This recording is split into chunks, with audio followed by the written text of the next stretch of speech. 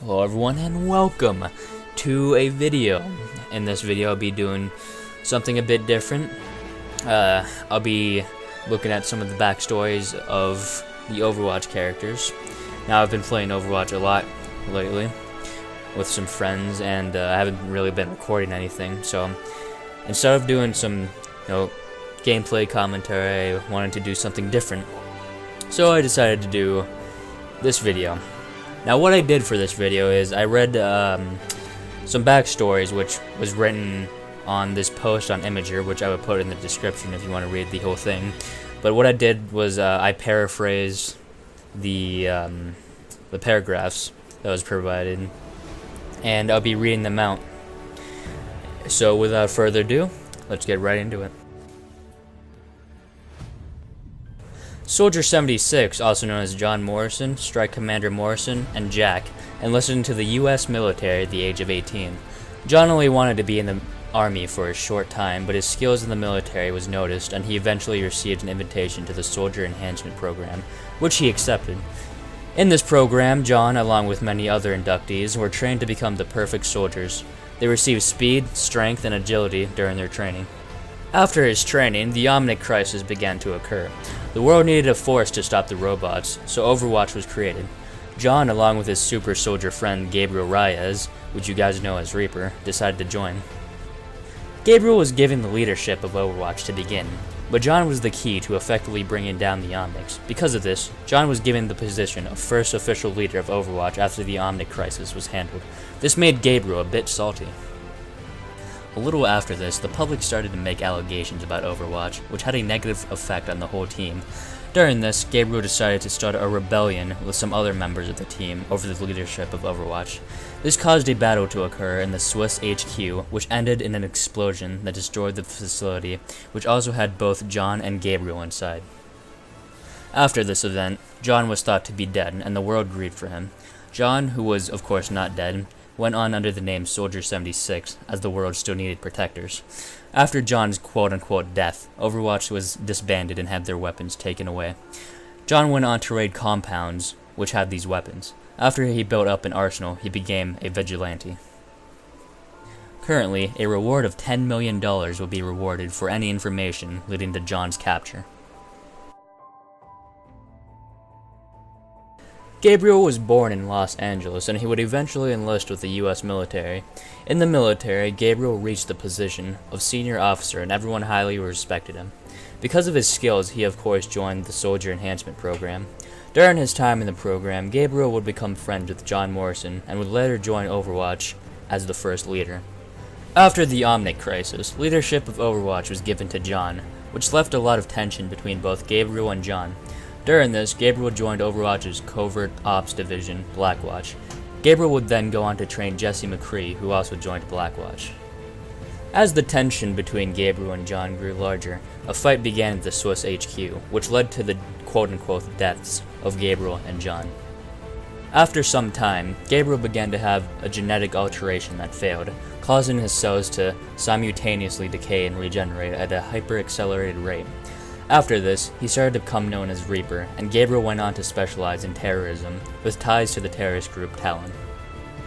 According to those that have been tracking Gabriel's movements, it's believed that he is currently hunting for former Overwatch agents. It's rumored that after the explosion of the Swiss HQ, Mercy attempted to heal Gabriel, but a malfunction in her tech failed, causing Reaper's ability to simultaneously decay and regenerate cells at a hyper-accelerated rate to intensify. But the original poster of the post made it clear that this is just a rumor. McCree, also known as Jesse McCree, made a name for himself in the Deadlock Gang. Jesse spent his days trafficking military hardware and illicit weapons through Southwest America. Because of their actions, Overwatch decided to bust the gang and stop their illegal activities. Jesse, however, was given the choice to join the Blackwatch division of Overwatch. He accepted since rotting his life away in jail wasn't the way he wanted to go. Jesse wanted to become a man of justice and wipe his past sins away. Blackwatch allowed him to do this in his own way. While in Blackwatch, Gabriel Reyes became a sort of teacher to Jesse. He used his background in military to teach Jesse battle tactics. Later, as Gabriel started to rally members of Blackwatch to overturn their parent organization, Jesse decided to leave as he didn't want anything to do with the tension between the two groups. Jesse went on to become a traveling gunslinger outlaw. He stops criminals who cross his path, and he does what he believes is right. Reinhardt, also known as Reinhard Wilhelm, is a German soldier that was inducted into the original Overwatch strike team. Reinhardt was a big part in putting an end to the Omni crisis. While in Overwatch, it is likely that Reinhardt's armor was designed by Torbjorn, since he was the one who maintained it during their time in Overwatch. Due to the fact that Reinhardt served into his 50s, he was afraid that he would eventually be removed from active duty and be forced into a retirement. He was worried that if this happened, he would have nothing to strive for. As Reinhardt reached his last days in the organization, the public started to scrutinize Overwatch, which later was disbanded due to the Petras Act, which deemed any Overwatch activity illegal and liable to prosecution. Because Overwatch, an organization Reinhardt dedicated his life to, was disbanded, he was disheartened.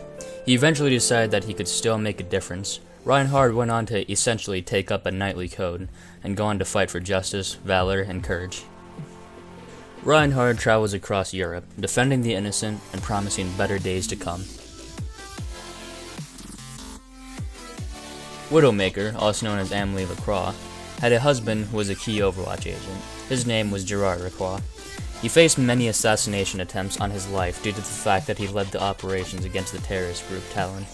Even with the many assassination attempts, Talon still failed all of them, so they came up with a different plan. Talon kidnapped Amelie and immediately began neural conditioning, which essentially brainwashes her and turns her into a Talon sleeper agent. Talon then returned Amelie to Overwatch. She seemed fine, so no one thought anything of it. 2 weeks later, Amelie killed her husband while he was asleep. Since her mission was completed, she returned to Talon. Afterward, she began her training in covert operations for Talon. They altered her physiology by slowing her heart, which made her skin turn blue. Talon also numbed her sense of human emotions. This made her their most effective assassin. Amelie took the name Widowmaker, which hints at the fact that she killed her own husband. Amelie goes on to run operations for Talon. Tracer, also known as Lena Oxton, was the youngest pilot pulled into Overwatch's experimental aviation program. Overwatch created a teleporting fighter jet called Slipstream, and Lena, being the top pilot, was put to taking it on its first flight. Unfortunately, the teleportation matrix inside the jet malfunctioned. This caused both the Slipstream and Lena to disappear without a trace. Lena appeared months later and started to suffer chronal disassociation. This was caused by the temporal displacement experienced while inside the Slipstream. Because of this, Lena had desynchronized her molecules from the flow of time. This meant that she would frequently disappear and reappear at random intervals. And while she was in the quote-unquote present time, she wouldn't have a physical body, just an after-image stuck in the wrong time period. Lena's problem was solved when Overwatch's scientist Winston created the Chrono Accelerator.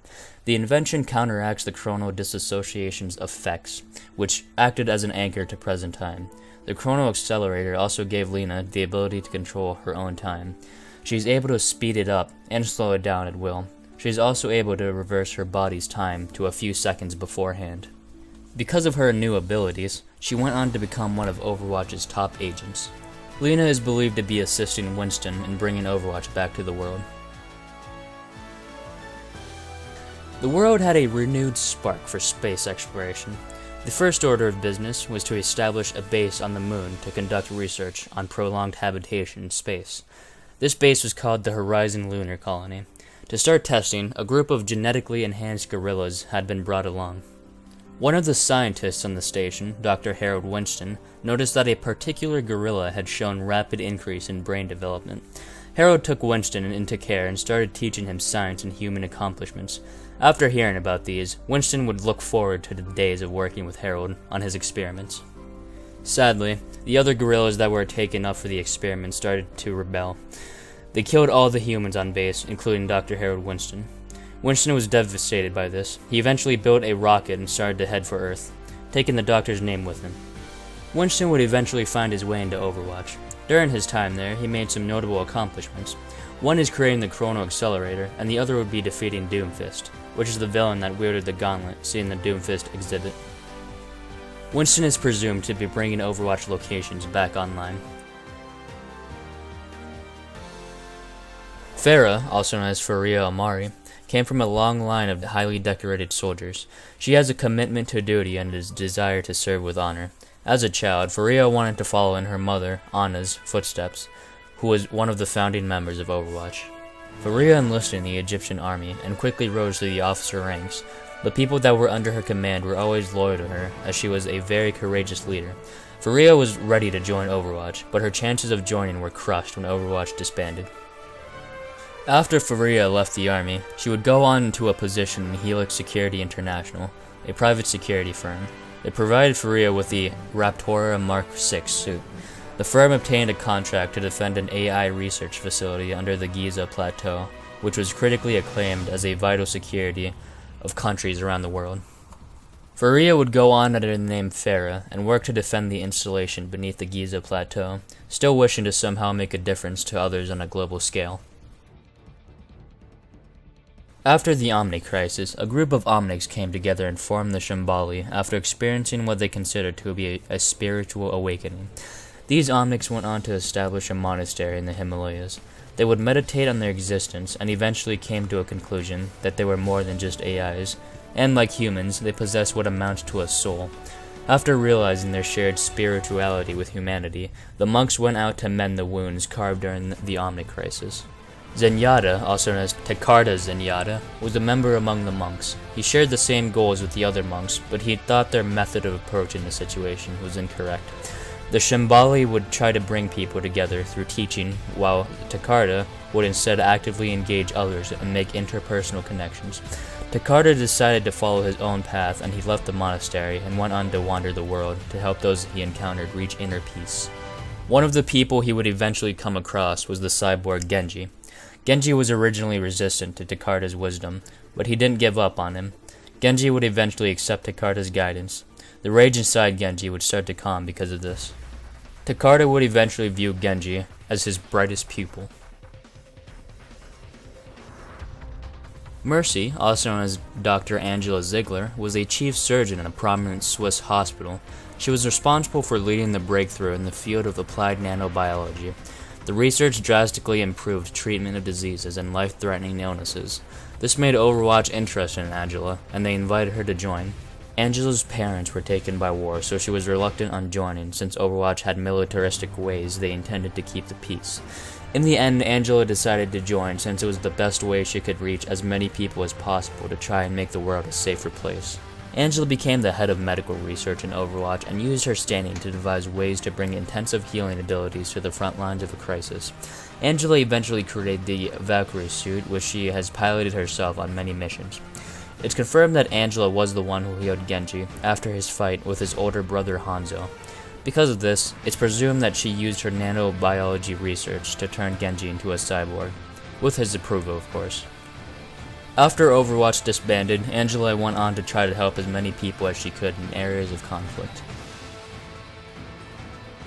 Zarya, also known as Alexandra Zarya Nova, was born in a Siberian village. Alexandra's childhood was shadowed by the Omnic crisis. Since Overwatch had a very low presence in Russia, the country had to defend for themselves. Because of this, a place called Volskaya Industries was created to make defense units to combat the Omnic forces. These units were called the Svyatogors, which were colossal human-piloted mechs. With these mechs, the Russian Defense Force was able to successfully defeat the Omnic threat and disable the Siberian Omnium. This made them the only country that was able to do so without Overwatch. Sadly, the battles that occurred ravaged the land of Alexandra and her people. From that point, she vowed to help her people recover. Alexandra believed that strength was required to do this, so she began working on her physical strength by lifting weights and bodybuilding. While being scouted by a national athletics program, Alexandra worked her way up the ladder while representing her country. Her athletic career was at its peak, and she was set to head out on the World Championship. However, before the competition, the Siberian Omnium reactivated and started the Second Omnium Crisis with Russia. Because of this, Alexandra decided to abandon the competition and enlist with the local defense forces. She goes on to serve and protect the people she has come to love.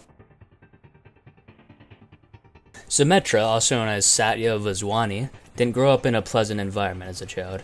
A place in India called Hyderabad had suffered financially after the end of the Omnic crisis. During this financial crisis, a corporation called Vishkar Corp was taking the initiative and began creating self-sustaining cities. The company used hard light technology, which is the process of creating solid structures made from a light source. They used this method to even go on and create an entire city called Utopia. They could change anything and everything within the city instantaneously with hard light tech. Vishkar Corp discovered Satya and saw her as a capable light-bending architect. Because of this, Vishkar Corp took her without a choice and never to return home. Satya would isolate herself during her training because of what they did. She quickly caught on to hard light tech and became one of the top students in her class. Instead of mathematical and mechanical approaches, her approach was inspired by the traditional dances of her homeland. Vishkar Corp saw huge potential in Satya and called her Symmetra. They would go on to send her on missions to spread their influences globally. One of the locations Satya was sent to was a place called Rio de Janeiro, since Vishkar Corp wanted the contract to begin rebuilding the city. However, the mayor preferred his agreement with another company called Colado, which were in the same line as Vishkar. Because of this, Satya was instructed to find anything Vishkar could use against Colado, so she broke into their building. She found nothing, so, to guarantee their chances with the mayor, they blew up the Colado building. Satya was shocked, but eventually thought it was for the better of the people. She was misguided, but she truly wanted to make the lives of others better. Satya would go on to continue working for Vishkar Corporation as one of their light-bending architects. Lucio, also known as Lucio Corrai dos Santos, grew up in a poor slum in Rio de Janeiro. After the Omni Crisis, Lucio wanted to boost the morale of those around him. Lucio eventually found the power of music and its ability to change the moods of people listening. Lucio would go and perform at any venue that would hire him, including street corners. Because of this, his popularity started to rise and he'd eventually be able to DJ for large events. Vishkar Corporation would eventually obtain a contract to redevelop large portions of the city. The improvements that were promised never came. Instead, Lucio's community got strict rules and regulations to follow. The locals were also exploited for cheap labor. Lucio had had enough. Lucio decided to steal Vishkar Corp's sonic technology that would suppress his people, and he turned it into a device that would rally them together. Following this was an uprising that successfully pushed Vishkar Corp out. Lucio was recognized as being the leader of the uprising, and his fame exploded. People all over the world would want to start listening to Lucio's music. Because of his fame, Lucio went on to use it as a platform to bring positive change to the world. He would start playing at concerts worldwide in sold-out arenas, bringing joy and happiness to those who needed it. Diva, also known as Hana's Song, became a pro gamer at a young age under her current name Diva.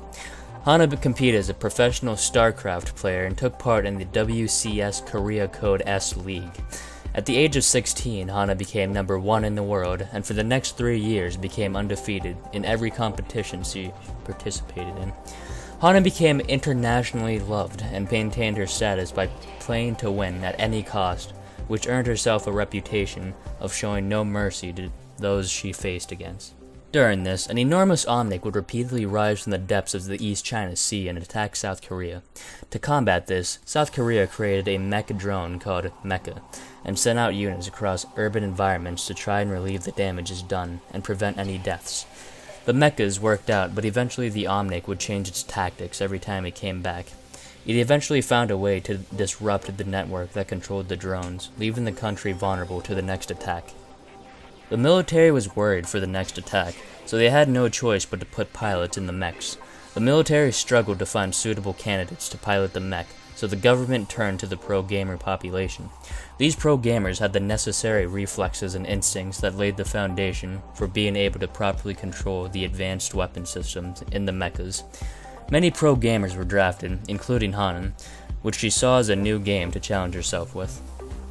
Hana would go on to run combat operations, which she streams to her fans around the world. Overwatch didn't only focus on battles, but they tried to make the world a better place in all aspects.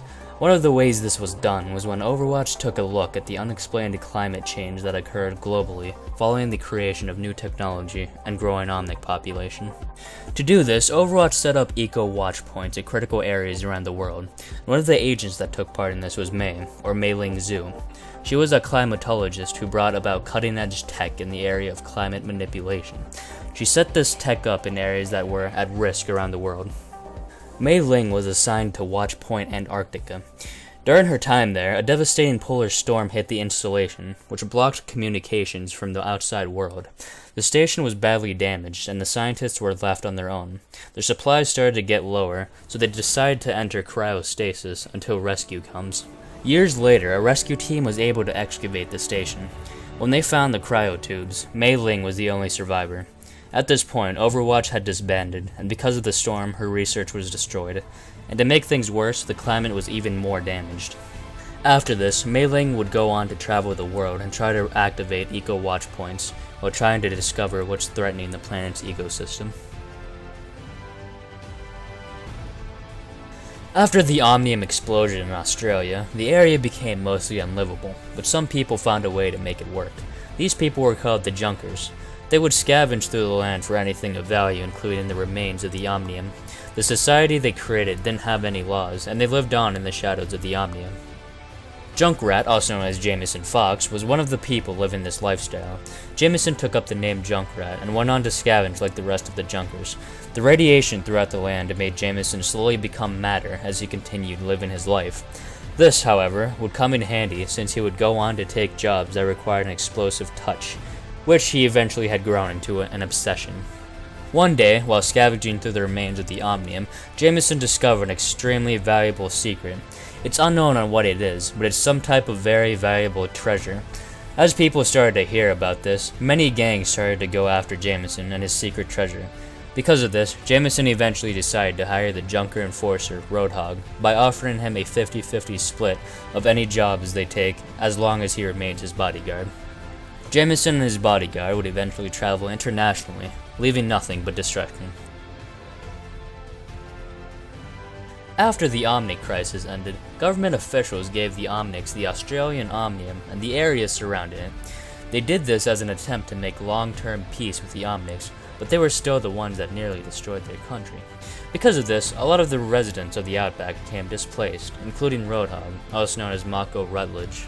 People started to become angry at the fact that their homes and livelihoods were being displaced, and started to cause violent rebellions. This led to the formation of the Australian Liberation Front. The goal of this was to take back their homeland by any means necessary. This included attacking Omnics and launching an assault on the Australian Omnium. During the assault on the Omnium, rebels sabotaged its fusion core, which caused an explosion that destroyed the facility.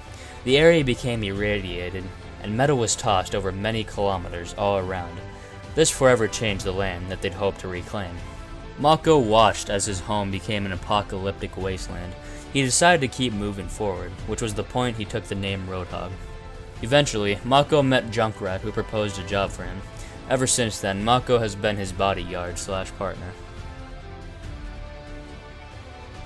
Bastion units were originally created to help keep the peace. Unfortunately, they were turned against humanity during the Omnic crisis. They formed the majority of the Omnic army. After the crisis ended, nearly all Bastion units were destroyed or taken apart. Bastion, also known as SST Laboratories Siege Automaton E-54, but let's just call him Bastion, was one of the few remaining Bastion units left. This was because during the Omnic crisis, Bastion was badly damaged and left on a battlefield.